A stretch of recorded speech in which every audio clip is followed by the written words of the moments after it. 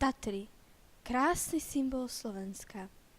Vzácne kvety, vysoké hory, čistý vzduch. Ale je to naozaj tak?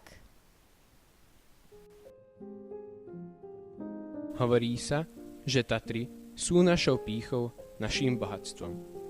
Tlačia sa mi však slzy do očí, keď vidím, ako tu spoločnosti, ktoré majú kontakty s vládou, budujú zjazdovky, lanovky a drancujú tunajšie lesy v 3., 4. či dokonca v 5. stupni ochrany prírody v Národnom parku, či dokonca priamo v Národnej prírodnej rezervácii.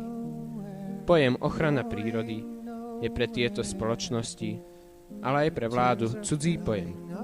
Ide tu len o zisk, nahrabať čo najviac peňazí a chváliť sa úspešným biznisom. Ako je však možné, že ochranári takéto projekty schvaľujú? Že by boli skorumpovaní a ovládaní ako bábky týmito spoločnosťami? Toto však my, obyčajní ľudia, asi nikdy nezistíme a ostane to skryté pred našími zrakmi. Ak to takto bude pokračovať a my si budeme Tatry devastovať aj naďalej, je možné, že z nášho najstaršieho a najväčšieho národného parku ostane po desiatkách rokov len jedno veľké stavenisko, zábavný park či továreň na drevo a prídeme tak o našu najväčšiu pýchu.